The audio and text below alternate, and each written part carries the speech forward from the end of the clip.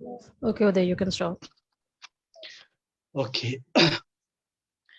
Hello and good evening to all our viewers who are watching us live. In the time when we have adopted holistic approach in our education system, we expect our children, our students to perform on their highest level and achieve their set goals. We want them to excel in every aspect of life. We set our expectation very high for them. We see our children grow taller and stronger, but only physically. We never care to look inside their heart and mind. We don't check how they are dealing life mentally and emotionally. It is absolutely necessary for any child to grow physically, mentally, emotionally, and spiritually as well to have a better future. There are various issues that the children may be facing that teachers and parents were unaware of. Whenever we observe any problem in children, we just wait for it to pass by with the passing time. We only believe in treating physical problems, not mental and emotional. By doing so, we start the timer of a time bomb.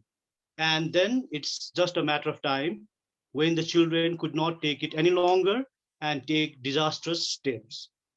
So it's high time for us as a parents and as teachers to come forward and address such issues. Let us confront and find cure for such issues before it's too late for us and for our children. Autism spectrum disorder, or ASD in short, is such a common issue among our children and students. Many of us are unknown with this term, but tonight we are going to get deep insight and clear understanding of ASD. After this webinar, we will be able to address this issue among our children and students.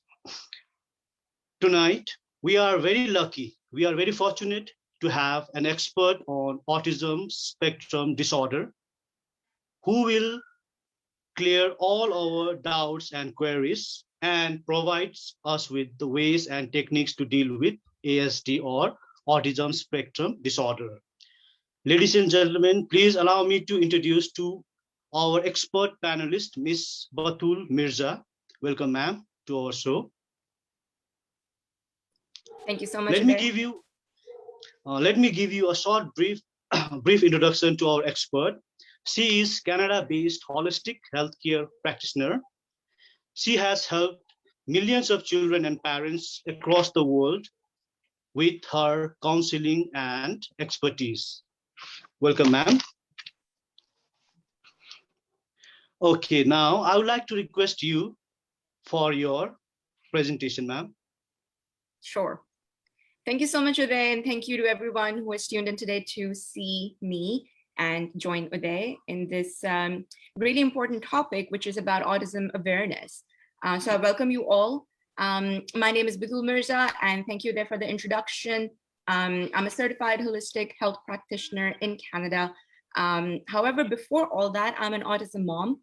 My son was diagnosed at the age of 2.5 or a little bit older. So today's presentation is really about talking through different aspects of autism, different aspects of special need parenting, and what you can do as a parent. I'm very much passionate about an empowered approach that the parents can take to look past the autism and the challenges that it brings. So let's get started. I was born in Pakistan. My profession is a long-term profession in training and IT. And it wasn't until my son was diagnosed that I was introduced to what special needs may be and how a positive parenting can actually bring relief from the different challenges that autism brings as well. He was diagnosed in 2016, and since then I've educated myself in different methodologies of play-based strategies, which is a concept which is still relatively new to the world of autism, where primarily the traditional ABA is given more space, and not taking away from, how those therapies work as well. But this is giving you guys another perspective on what you can do. For me, I am very much passionate about making sure that parents understand that they have multiple options available to them. So starting to talk about how autism first gets diagnosed, we must look into how language first develops. There are multiple reasons why children end up having speech delay. This is not a diagnostic checklist, but just some factors for you to keep in mind. Reasons why speech delay occurs is because there is a relative delay in milestones, and that's usually the first flag for your pediatricians or for the parents or your medical care team. You may find that the language is unable to develop based on conditions like apraxia, global developmental delay. Autism falls in there. It could be tongue ties, it could be hearing challenges, chronic illnesses, multiple factors play into it. There are some of the other reasons as well why speech delay takes place, though not entirely documented and researched very well. But yep, virtual autism is another term that is being thrown around these days. Too much screen time and not enough exposure to peers, because I guess when we were growing up, we did not have the gadgets that we have today. We did not have the amount of apps that we have today. And in fact, digital world was, not even a factor for us. We were told to go outside and play with friends. That's not a world we live in anymore as such, which is unfortunate.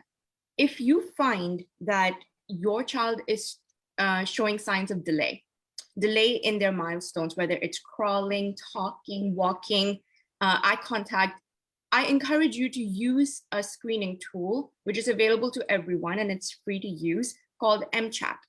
MChat will let you have a little bit of an idea as to whether your child is displaying the typical red flags of autism. While it's not a diagnostic criteria, it will help you know whether your child is at risk, and you can seek further help. Going forward, there are a couple of other things that I want to talk about. Of course, the one that I'm the most passionate about is the play-based therapies. I find that parents are able to do that themselves at home. So not only does it fit with my narrative of autism empowerment or parental empowerment, it also works on the bond that a parent has with their child and gives them their power back in terms of how they can help their child. So let's talk about the types of communication that a typical child would have. Typically, a child will first have nonverbal communication that will first develop. You'll see in younger children, toddlers, they will point or they will use their head nods in yes or no, or they will use gestures to express what they want. And then the verbal also comes along with it, which is, it can be partial sounds, it can be words, it can be phrases, it can be songs. So nonverbal and verbal communication develops together. But here's the piece everyone forgets. Nonverbal communication is still communication. That's still a child communicating with you. So just because they're unable to communicate with words does not mean they're not communicating. And nonverbal communication develops first. So if you're finding that your child is delayed with the verbal, work on the nonverbal first. So going ahead with our presentation, if you guys have any questions, keep sending it to the chat over there, and we will address it at the end of the session. Now, this has been my source for this is Hannon's program called More Than Words. It's a program I've taken twice myself as a parent to help my child. It is globally available, but you will find that Hannon trained therapists are a little bit harder to find.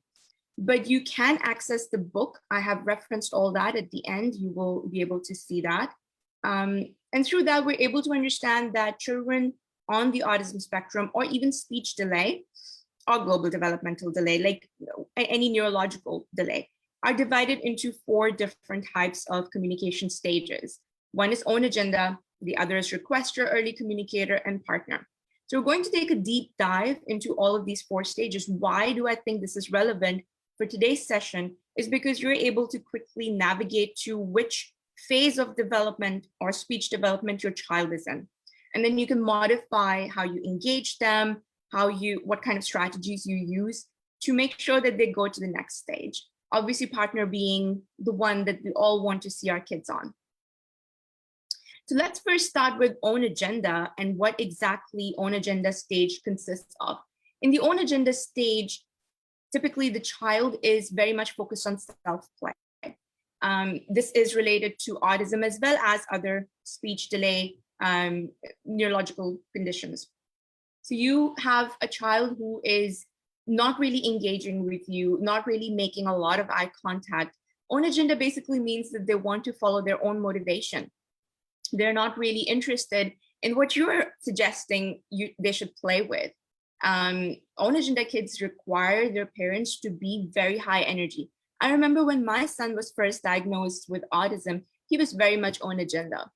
I bought lots of toys, lots of books. I wanted to sit with him, teach him, read to him, and he just wasn't interested. I'd find him on the go all the time, looking out the window, running, jumping, and it was very difficult to engage him. That's typically the own agenda profile. Own agenda kids need a lot of thinking outside of the box, a lot of creative thinking, a lot of creative play. So you have to work harder to get their attention. After own agenda, we have the requester stage. Now, this is a good stage. This is a fun stage. At this stage, the child you'll find is pulling and tugging the parent to get their attention. They may be taking you to the door, pulling you to get to the door, asking you to open the door. They may be taking you to their favorite pantry cabinet. They know you've put some goodies in there. They want you to get that for them. So you'll find a lot of requesting that way. It's nonverbal requesting. Now, this is the reason why I say this is a good stage. This is the stage where most of our kids are stuck, by the way. They quickly move from own agenda and then they get stuck at requester. Because at this point in time, they haven't made the connection that they can use their language to request as well. So they're doing nonverbal communication and requesting. But it also creates language opportunities, which is what we're going to talk about as we go further into the presentation. And I would love to talk about the pause and wait strategy, which I'll explain a little bit later. The next stage after requester is early communicator. In the early communicator stage, the kids are beginning to combine partial syllables or single words or even word combinations to now start commenting, requesting. They're becoming playful. They may sing songs with you. They may, follow the routine with you. And they're beginning to engage with you, which is very important because this is where you have now the opportunity to teach them further. You can engage with them and teach them more language. You can really start building that word bank, which we commonly refer to when it comes down to limited language. And the final stage in this is partner. And this is the stage we're all striving to get our kids to. So I understand the frustration. And it took my son a long time to get to the partner stage and constant engagement and working on different goals. So at partner stage, the child is now able to use short phrases. They can do a little bit of back and forth with you. It's not as fluent as the neurotypical, perhaps, but they're beginning to engage, they're beginning to share their world, and they're beginning to open up. From this place onwards, you can start working on questions, you can work on different types of conversations. And this is a wonderful, joyous time because now you have finally got to the place where you wanted to get all along. So I have also put together a couple of tips for you to remember when you're engaging with your child on a daily basis. Now, this is like quick 5 tips that I can think of that I know work each time. And using these 5 tips, you will always be able to think outside the box and actually get your child's attention. Nothing technical going on over here. It's very simple. So first of all, you follow your child's lead. How do you do that? I think this is a topic that most parents don't understand. They're like, we got the books and we got the, sorry, this got away from me. We got the books and we got the toys and our child still did not engage with us. Yes, that's because maybe your child wants to do something else. So what is it that your child wants to do? Maybe he's interested in just jumping on the bed. And if that's the case, you jump on the bed with them. You follow their lead. Maybe they're sitting with the bubbles and you want them to blow into the bubble, but that's not what they're doing. Maybe they're pouring the liquid on the floor and they're splashing in it because that sticky liquid is bringing them sensory relief. And if that's the case, you do the same with them, because from there on, they will take your lead. So follow their lead, imitate them. And that could be at any time, whether you're giving them a bath or you're feeding them or you're driving them. If you find that they're singing, sing along. If you're finding they're jumping, jump along. If you're finding that they are making certain sounds, trying to imitate something or sing along something, do that with them. And even more so, if they're just sitting, playing by themselves, pick up another piece of toy that is similar to what they have in their hand. Most of our kids like to bang and, tap and use a lot of sounds and movements. What you can do is to grab yourself another thing just like that and do the same. And you'll notice instant connection. They go from ignoring you and turning their face away from you to instantly looking at you and engaging you. And that's what we want. That's positive interaction. And that's what we're focused on. The next one you can be is you can become their helper.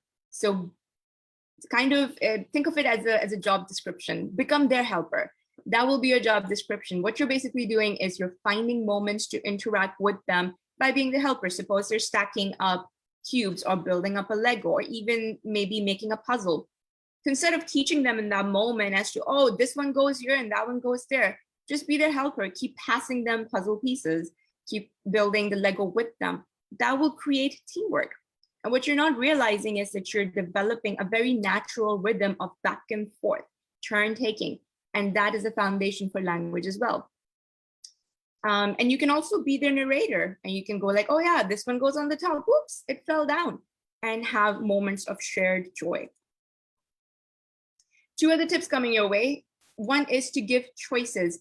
This is a very powerful one. I know it sounds so simple, but it is so powerful because this helps you build their language and connect language to objects. So for instance, you want to ask them what snack do they want to eat? And when you ask an open-ended question, what snack do you want? Likely you won't get an answer. I remember the frustration. So what you can do instead is to give them a choice. Do you want to eat an apple or a banana? Now they know what an apple looks like and they know what a banana looks like. They may not always verbalize and be like, oh, I want a banana. They might just be like, nana, or they might be like, and they just like point to it. That's still communication. And that's a back and forth. And they're answering a what question.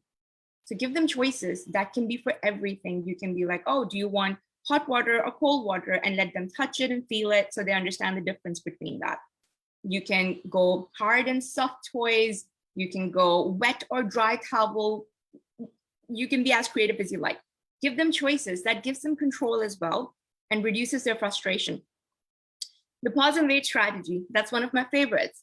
So when we pause and wait, we give them a chance to also say what they want to say, or even communicate in non-verbally if that be the case. And it gives them a chance to take their turn. We'll demonstrate that a little bit more in the coming few slides. So next I want to get into is the different type of play strategies that you can have. But even before that, it will be helpful for people. The reason why I put this slide together is because I know that there are a lot of families in the Nepalese community which may or may not be having access to certain therapies. So if that's the case, then you're sitting there feeling very frustrated and very helpless. What are your options? Well, you have all the power actually. You can create your own roadmap, and the roadmap consists of a lot of the things that I've just mentioned, but also making sure that you are working on building a rapport with them and have goals according to that.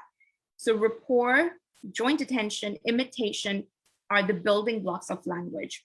Rapport is obviously your relationship with your child. And you can use very simple props to make that happen. Don't try and make it too academic or teachy. Keep it playful, keep it, light. And that's how you work on rapport. If your child does not have rapport with you, you can forget about helping them with language. If they won't even play with you, they're not going to learn from you. So that's point number 1. Work on that and have goals according to that.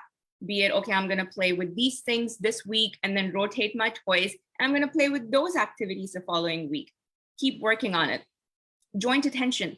Joint attention is basically our children's natural ability to look at us and share with us that moment of joy when something's going on. Let me tell you a natural example. When an airplane goes by, kids are so, fascinated when they're younger with the airplane going by. They all look at the plane, go like, look, there's an airplane. That moment where they're looking at you and following your gaze and seeing your point, that's joint attention. Our kids don't have that. You may call their name, they may not respond to you. You may point at something, they may not follow. You want to work on that because joint attention will bring imitation. And imitation is what we need for our kids to start producing the sounds and the words that we're teaching them. They're language delayed, which basically means they're not processing their world the way a neurotypical child is. So you want to work on those imitation skills way before you work on matching and sorting and some of the other traditional, therapy goals that we hear about. And last thing, you want to be their interpreter, and you want to make sure that you have that as a goal, because when they start producing early sounds, because they have been delayed, and then now they have so much catching up to do, there is a strong motor issue that may come along with it. They may be talking in a way which no one understands, but you have to help them translate that. If they're saying, instead of banana, they go like kanana or nana or na, then you have to translate and be like, oh, they're talking about banana. And then giving them positive reinforcement for that, oh, well done, I know what you're saying. That helps them know that even though they're producing language which is not very legible or very easily comprehensible, at least you're understanding them. And that builds their confidence. So that's a roadmap that you can work on. And along with your roadmap, I highly encourage that you all put together a little play corner in your house. And this play corner does not have to be fancy at all. This can be very simple, but just have like a designated play area with soft mood lighting that you can change up, maybe a color changing bulb. That's very popular with the community. You can have soft, simple materials like a crash pad, pillows, blankets, where you can kind of snuggle, together, or build a fort that creates like a warm, cozy space. Have some visuals around so that they're able to communicate with you.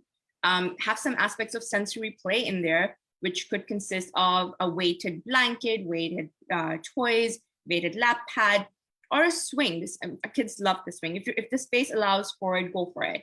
Have a little mirror. Kids love to look at themselves. They love to look at you when you're playing in front of the mirror. It's one of my favorite play strategies because it builds very natural imitation and turn taking. Have some interactive books in there, some song books. Song books are a wonderful way of reenacting the songs, the children's favorite songs, like Wheels on the Bus, or any of the gesture songs. So you can kind of cue them to the gesture with them, and kind of act out the song. And it's just a huge hit. You can have some props to play with, have some capes, have some masks, have some soft swords, whatever your child is into. Think outside the box, think about what they like or what they may like, and build on that. So have a little play toolkit handy with you, and that will take you a long way, because every day then you can put aside even 15-20 minutes to just sit in that space with your child, and that's your time with them. You're not teaching, you're not being their therapist, you're just playing with them. It's a huge positive ritual. And on rituals, we talk about rituals with visuals. Why I'm a huge fan of visuals, even if your child is a little bit verbal, is because visuals help them translate their world. Imagine you're going to a city which you're not too familiar with. You can speak the language a little bit, so you may have to ask people a lot of questions. But imagine if you had like these amazing signs everywhere that can help you navigate the city. It would make life so much easier. Similarly, you can do the same thing for your child. Have a lot of visuals set up along their daily ritual. So for instance, when they wake up in the morning, they need to get dressed, have a dressing routine set up.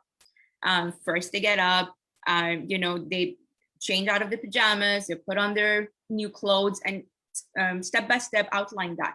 have a ritual or a visual pasted alongside the sink, where they can actually turn the tap on, wet their hands, get the soap, the steps that outline that.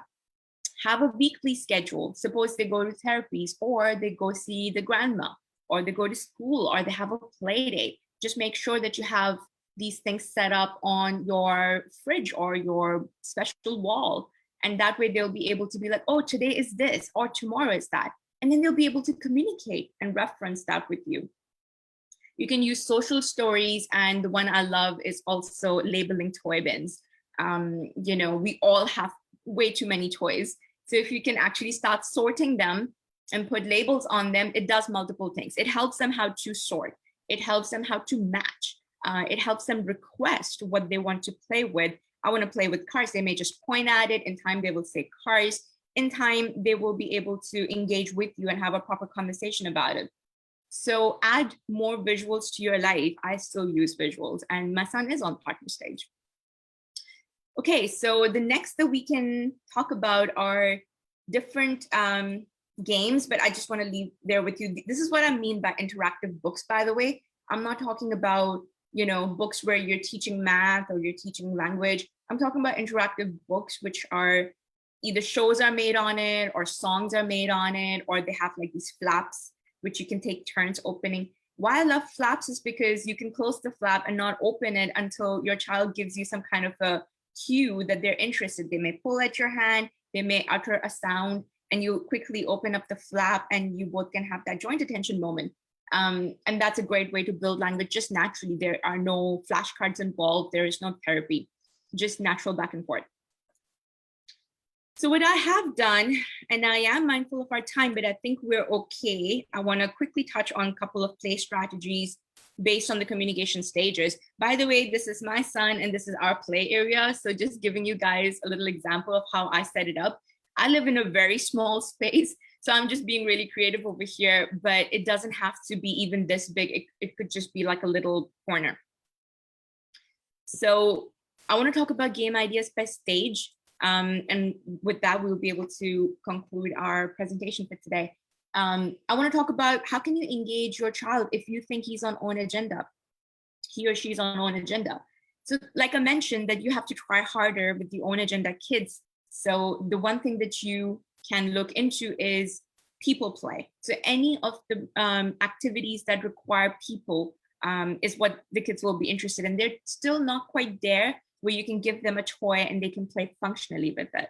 So you want to engage them with blowing bubbles and being silly with it, or blowing balloons. So if you actually blow into a balloon and you just release it, it flies all across the room, and it is super fun. And you can attach like simple, very simple language to it, like blow again, or oops, there it goes, and just like making lots of gestures and lots of animation. And you can work on that.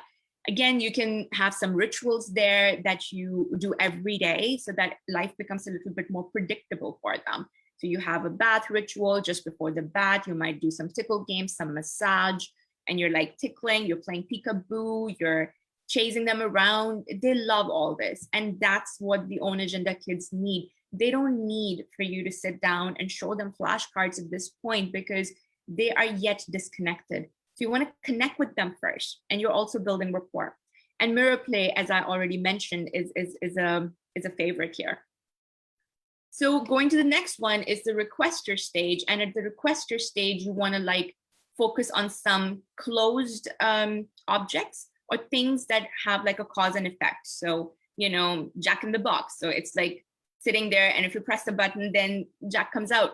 And that is like the requester, because then they can ask you to do it again. Or the marble runs as well are a good one.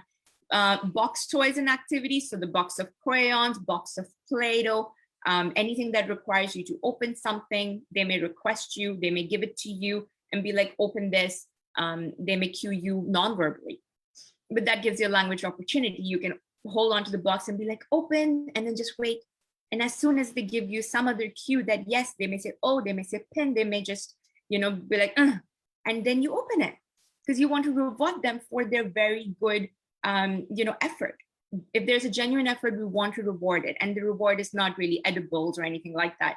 It's natural reinforcers.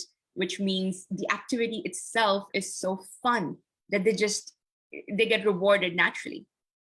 People games, again, tickling on the body parts teaches them different types of body parts. You can play hide and seek, you can be the chaser, you can hide, you can scare them. They love all that. So that's what you can do with requester, anything that lets them say, do it again. Those are the games you want to play. Now, going outside, I demonstrated that on the boxed goods, how you can open a can of Play-Doh. Pause and wait strategy is amazing for requesters to teach them language, especially when you're going outside. Everyone loves to go outside. And if your child likes to do that, they may pull you to the door, put your hand on the door handle, and then they're looking at you. They haven't said open the door. You can use the same strategy. You can be like door if you think, oh, might be hard for them to say. Or you can say open, or you can say outside, and then just wait, pause and wait to see whether they accept that as a prompt. They might say out, they might say go, and you immediately open the door. That's not the time where you're correcting them. No, you said the wrong thing. You want to just reward their effort because they're working hard to communicate with you. The next stage we have is the early communicator, and I love the parachute games for that, because this is where you can start using the fill in the blanks sort of songs, like the parachute is going up and you pause down. So you can start singing together, wheels on the bus, so on and so forth. And the early communicator is going to want to fill in the missing word. You can use the interactive books. I've given you examples of that. You can use a marble run. You can be like ready, set, and then you wait. The child might say go. And there it is. You have taught them different types of languages. With just the ready, set, go, I was able to teach them how to throw rocks in the river, do the marble runs, run back and forth, and freeze. There's so much you can do. And you're constantly teaching language as well. And actually, I wouldn't say teaching language. What you're doing is you're living in the moment, and you're living the language. So that's what makes it easier for them to learn it. Finally, you have the partner stage as well. I don't know if I've actually included that in here because I wanted to touch base on, the slides and for the children who are language delayed, because by the time you get to partner stage, you have actually overcome a lot of those challenges. So I do highly recommend that you read the book, Hanan More Than Words. I did combine a lot of PRT strategies in it as well, which is pivotal response treatment, which is what I have done with my son in combination with a lot of Hanan work. So I do have a YouTube channel. If you want, you guys can take a look. I have done a review over there of different autism therapies that parents can do at home. A lot of them are available online or in form of books as well. So you can educate yourself on different things because not one thing works for all children. We do have a Facebook community if you wish to join. We talk about a mom's mental health or, parent support group, if you may. Do a lot of webinars, cover a lot of different topics. So if you're looking for a positive parent support space, do reach out. We also have, you can come to me as well. I do assist with some language strategies as well for parents as far as positive parenting goes. But obviously I'm very much passionate about nutrition coaching as well. And helping children address their deficiencies so that their brain can develop the way it was meant to, and maybe help them improve some of the challenges that they are experiencing. These are the resources that I have mentioned and would love for you to bear in mind. And I can give some to Uday over here as well. I have a couple of copies that might be helpful for you guys. So More Than Words, the PRT Pocket Guide, and the Early Start Them Remodel resource book as well. Great for early intervention. I think that's about it. This is me and my son, and this is my favorite saying, that what stands in the way becomes the way. I know very much the frustration of, being left with this diagnosis of autism specifically, where we kind of feel utterly helpless and vulnerable, and we feel like we don't have any control in our lives anymore. We can't help our children. But if you shift that mindset from this is a disability to actually differently able or even a strength, I feel like autism has turned out to be a strength for me personally, and it's made me a better person. So what you may think is an obstacle is actually the way forward. And that's about it. Thank you so much for listening into me. Thank you for that wonderful presentation. With a positive mindset and expert opinion from experts like you will certainly help many parents to deal with their problems in early childhood. Now, let's move on with our Q&A session. I have some questions for you, and that might be the questions from many parents over here. The answer that you give might help them in dealing with their children. So I would like to ask you, obviously with a very simple question, how do you define autism spectrum disorder in a very simple way that our parents can understand with its symptoms? Sure. That's a very great question, Uday, because a lot of times we are told in our society, or even in Western culture, that, oh, don't worry about it, wait, they'll be fine. So some of the misconceptions are that boys are late to talk, and so with autism comes the typical language delay.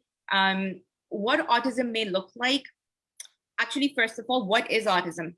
It's a broad definition, but in the most simplistic terms, they're different. There's something different about them, and you can see that they're developing differently, they're engaging with you differently, and they're they just kind of process their world in a different way. You may find that they're very intelligent. They're picking up on their numbers and their shapes and their colors way before they have come to say mommy and daddy. And you're like, wow, my child is so intelligent, but hey, it doesn't really respond to his name. The classical symptoms is response to name is delayed. The eye contact is not so great. And you may find that their facial affects are not always there. They're a little bit lost, a little bit confused.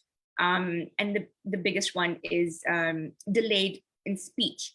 And a social communicative disorder. Well, obviously, if they're delayed in speech, they will also be delayed in socially communicating.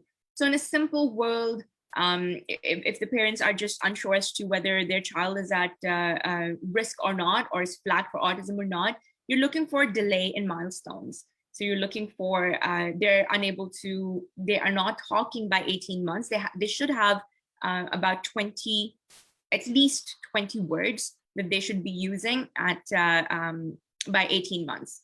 And they should be communicating non-verbally. So you should be seeing the head nods. So that's for yes and that's for no. They should be communicating like that. They should be pointing, even though we have late pointers and there are some exceptions, but for most part, they should be communicating non-verbally as well as verbally by the time they reach 18 months. And obviously the other bits, like they should be walking and managing their gross motor activities. Okay, now here is another question. How early is early intervention and what is its importance? Early intervention is crucially important. So, and this is what I was attempting to say in my last question as well. You don't want to wait and see. That's a terrible idea, because with the waiting and seeing, what happens is that you might lose that early intervention time. So early intervention is basically talking about the child's brain is still developing. So if you catch them, the earlier you catch them, the more time you have to give them the tools and the skills that they're not developing on their own, or they may have lost, because there is regressive autism too. There is infantile autism.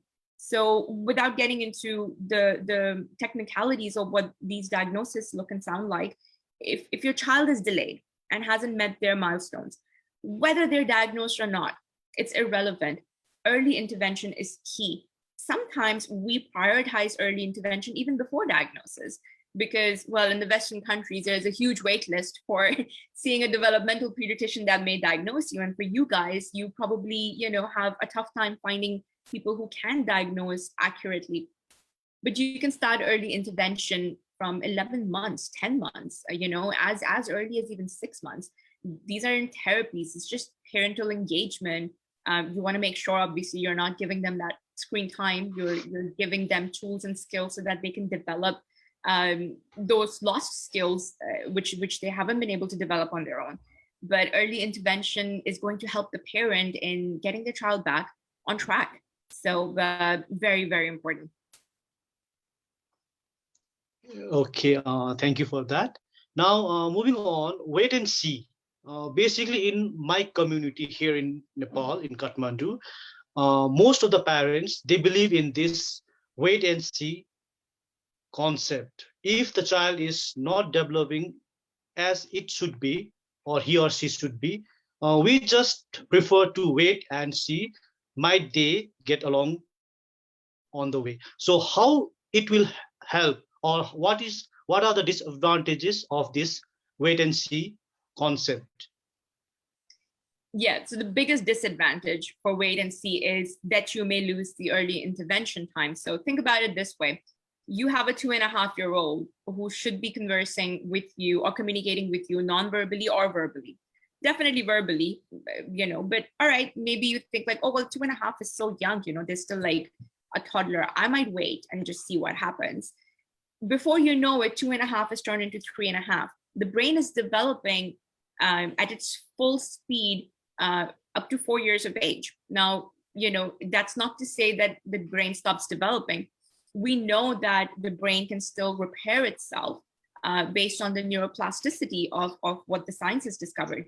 But that's too technical. Coming back to keeping it simple, this is the time for you. This is the time on your side. Think of it this way. If you have an opportunity, you have funds to go on this marvelous vacation, and it comes with a bit of a time limit. You're like, no, I'm going to wait and see, and I'm going to keep looking for this wonderful vacation spot that I'm going to go to. Why wait?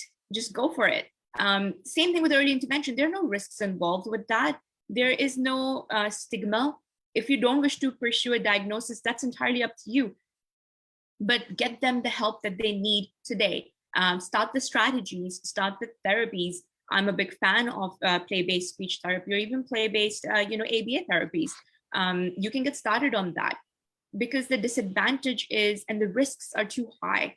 If you miss out on that time and you're then left with a 5 or a 7-year-old who is still unable to communicate, it's harder to teach them. It's not impossible, but it's harder, and it's more frustrating for them because now they've become, very set in their ways or almost rigid in their ways. And now you have to kind of help them unlearn what they've learned on their own.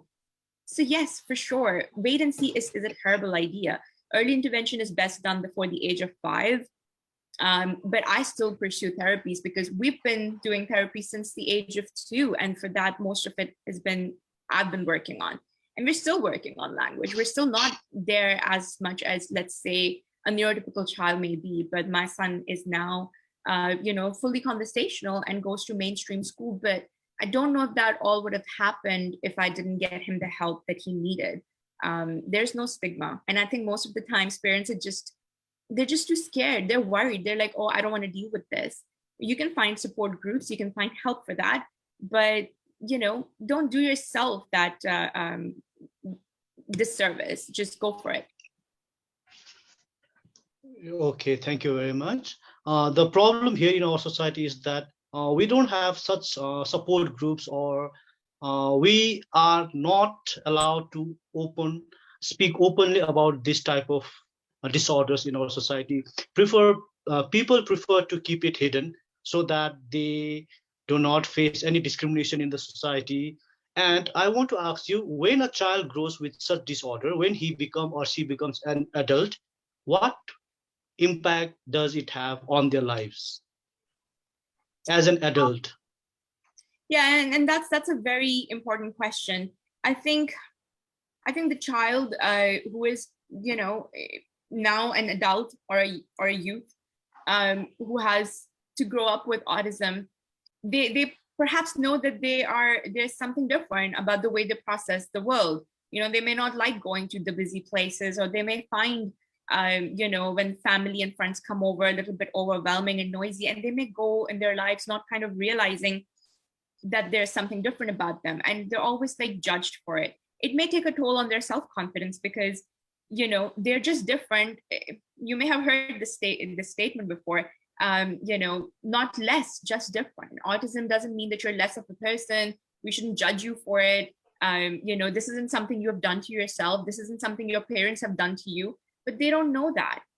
So because of that lack of support and lack of awareness, they are made to feel that there's something wrong with them. And they go through the life with that judgment and that burden. And it takes a toll on their ability to connect with people, ability to trust people, and self-confidence. So psychologically, it hurts in places where we can define.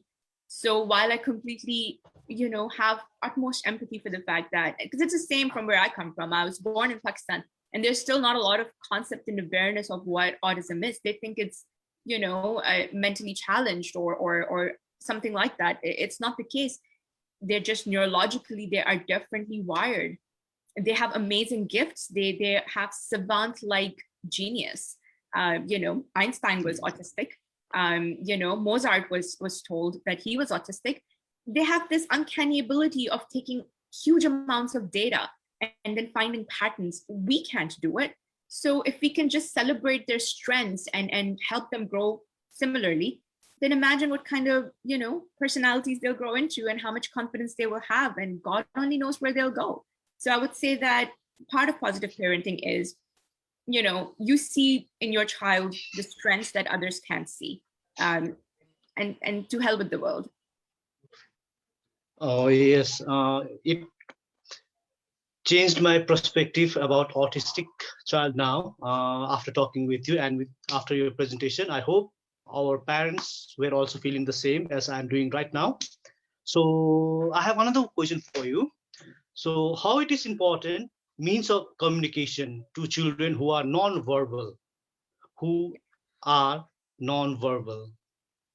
Yep. I love this particular question so much because it gives me a chance to talk about there is a situation where we talk about early intervention. That's one piece. That's one part of the puzzle. The other part of the puzzle is when parents get so focused on developing language, spoken language, that they completely forget that they still need to give their children a way to communicate. I love giving this an analogy. Suppose you go to this country for a visit and you don't know people, you don't know their language, you can't even understand their language, utterly foreign. Like if I went to Paris or everyone is speaking French, I would not understand anything. I cannot even understand the signs that are everywhere. I need to have a way to communicate. If you took away my map, if you took away my dictionary, if you took away everything, I would not know how to navigate. I would feel scared. I will be lost. I will get frustrated, and I might turn violent too. Those are all the things that happen when a person is constantly feeling under pressure and under stress. So it does not matter if you have a child that has not yet learned to speak with a spoken language. Give them a means to communicate, which is, it could be like a visual picture exchange program that's out there. There's RPM, called Rapid Prompting Method, where you can put together different alphabets and the children can learn to spell. You can use assistive devices where kids can, select their pictures and kind of express to you, now I'm feeling hungry, now I wish to go to the toilet, how about we go outside and play? And that they're communicating with you. And the most simple one, and this is amazing because this was designed hundreds of years ago, the sign language, making different signs so that they're able to communicate with you. This isn't an invention of the 21st century. That's been around for a long time. So you can, rely on its wisdom and intelligence. And parents, I think, they think that if we give them those tools, and sadly, our mainstream society and therapists tell you the same, that, oh, don't make it so easy for them. Don't tell them or teach them sign language or PECs or whatever other method, because they will never talk. That's wrong. It actually helps them bridge. So imagine spoken language is so difficult and nonverbal communication is not there. Then you give them a way to bridge, and communicate with you. Now they're one step closer to actually using their language. Imagine me signing popcorn to you every day. One of these days I'm gonna say, Uday, get me some popcorn. And that's the whole piece. Yeah. We need to bridge that.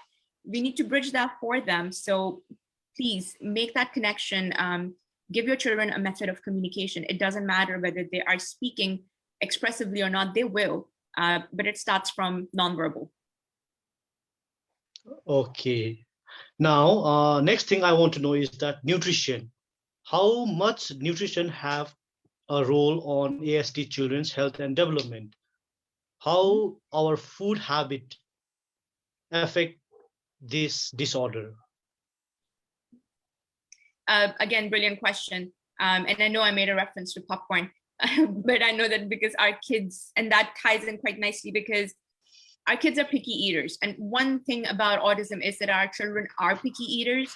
And it's very difficult for us to kind of get what we think is nutritious in them. So they're lacking all kinds of minerals and nutrients. And you may find if you run some blood panels that they're deficient in iron, they're deficient in vitamin D, vitamin C. You know, they're not sleeping very well. Their bodies don't make melatonin like it does for you and I. And we find that, you know, they are on the deficient side of the spectrum. It might get ill very often and they may take forever in recovering. And they may have some immune conditions too. They may be the first one to get sick in the family and the last one to recover. So all those pieces tie into nutrition in a huge way because we know that they're picky eaters, which means we are not able to get everything that they need inside them. So then with nutrition coaching or with nutrition aspect of it, the parents can educate themselves as to, okay, well, how can I get more fiber in my child's diet? Because we don't want them constipated. If they're constipated, they are in pain. If they're in pain, they can't sleep. They can't sleep, they're frustrated, then they're angry, then they're prone to aggression and more meltdowns. And it's a huge vicious cycle. And they may be constantly getting sick and they may just need more, you know, more healthier food items or herbs or supplements that can make up for that deficiency, which is causing them to be so sick all the time. Those are all the pieces that come into nutrition. Without getting too much of detail into it, there is another school of thought, which is called the biomedical intervention. So you have your mainstream intervention of therapies, speech therapy, OT, ABA, play-based strategies. And then you have a biomedical intervention piece, which a lot of research is being done about how you can bring back to stability and balance all these different systems in our children, which are out of balance and out of whack. For this reason, they are speech delayed. So the simplest one, omega-3, which is your fish oil. I don't know about you there, but my mother gave me a lot of fish oil when I was growing up and it tasted horrible. So, you know, it's something as simple as that. Omega-3 is an essential fatty acid and our brains need, you know, essential fatty acids to develop because our brain has so much fat in it. So you might sometimes see that giving essential fatty acids to children helps improve their language a little bit or helps them get sick less. And those are the pieces that you may want to review, and hence nutrition, supplementation, biomedical, and all the biochemical pieces are equally important.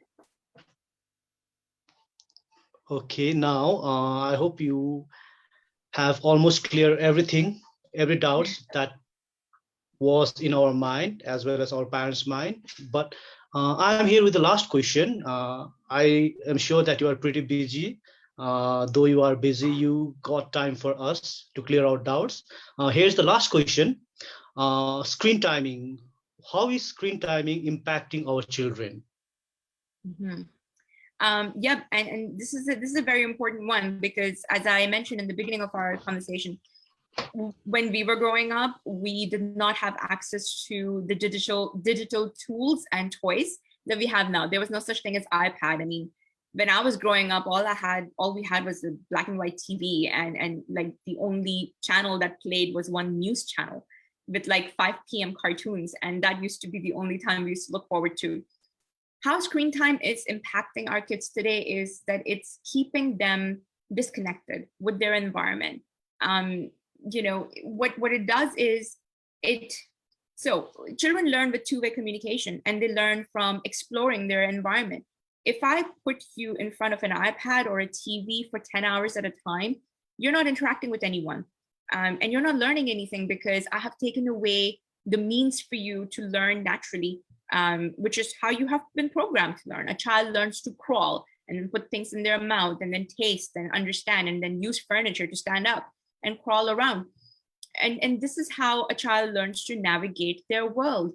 But if they're just sitting, you know, day in, day out in their high chair or their couch or in their crib and just watching iPad or playing with apps, that's not really a two-way communication. They didn't learn anything from it. They just learned to sit still and one-way rote communication.